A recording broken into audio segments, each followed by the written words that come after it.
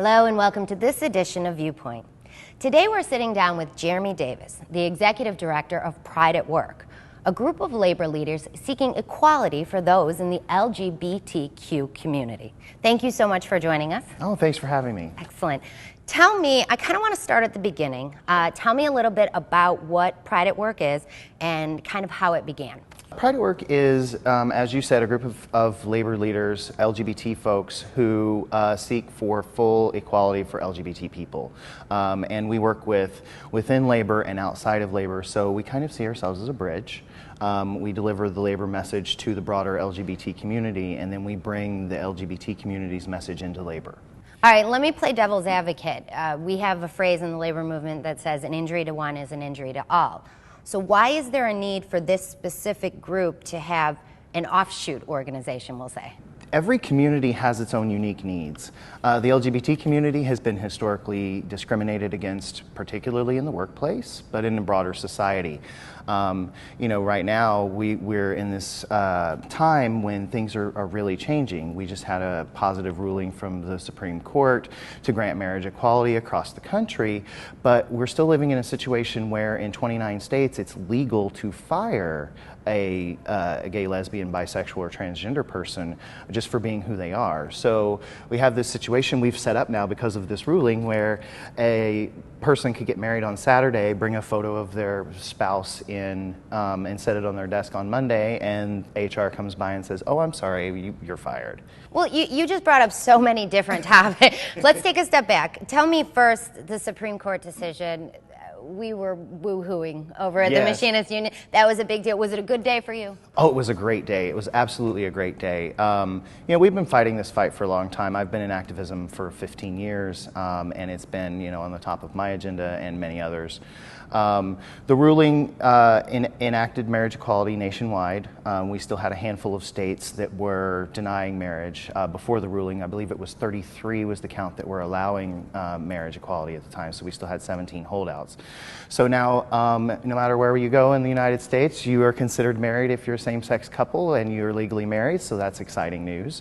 And that confers a lot of benefits. It helps with federal benefits, it helps with state and local benefits, and it changes the conversation in the workplace, which is, a big part of what our work is. So that's why we're sort of pivoting from, this advocacy work about marriage and relationship recognition to now we need to make sure that these folks are protected and exercising this new right that we all knew was constitutionally protected.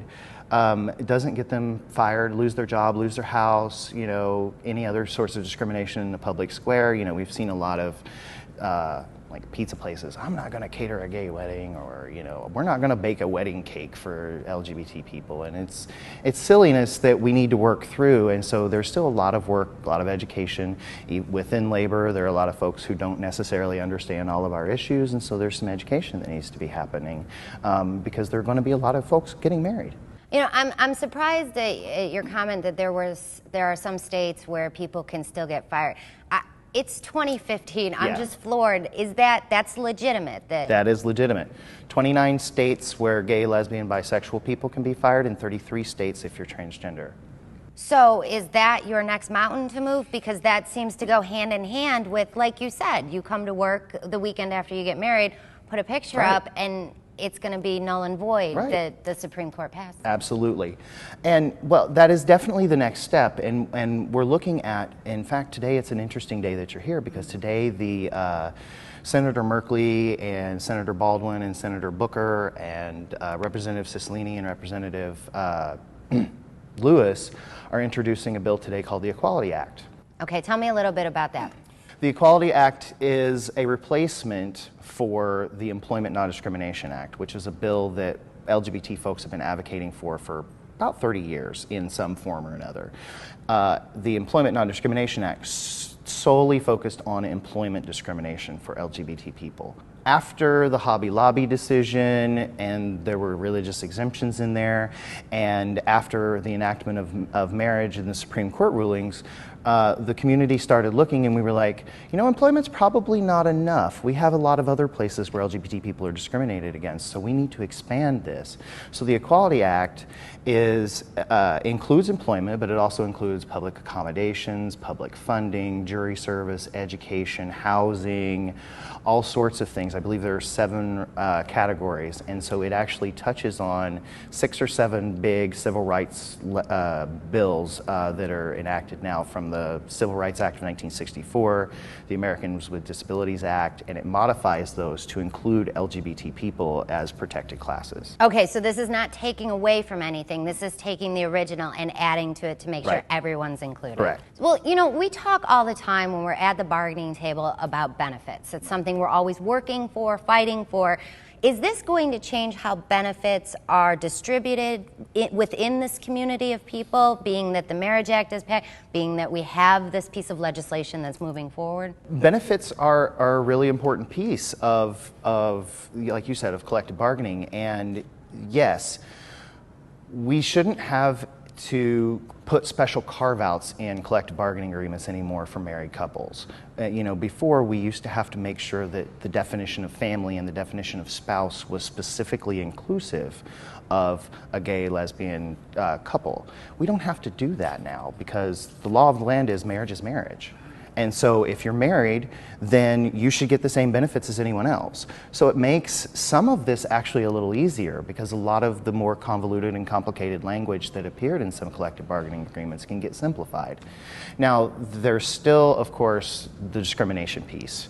And so that language is still very much necessary. So from your group's perspective, what does the labor movement need to recognize or understand further when it comes to this community of people? The main takeaway is that we're just like everyone else. We want to work, we want a good job, we want good pay, we want good benefits, we want to live our lives. You know, there is no gay agenda in the sense that a lot of the, you know, our opposition talks about. You know, it's like take out the trash, do the laundry, and pay the bills.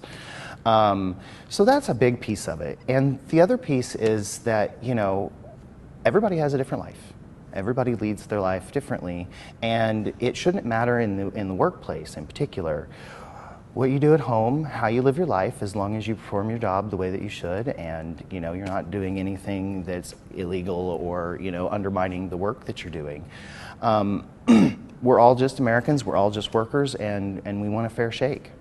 What's next for Pride at Work? 2 pieces of what we hope to work on in the coming few years. First is transgender discrimination, gender identity discrimination. There are a number of situations where, for example, a person decides to transition on the job genders, and suddenly they lose access to the bathroom.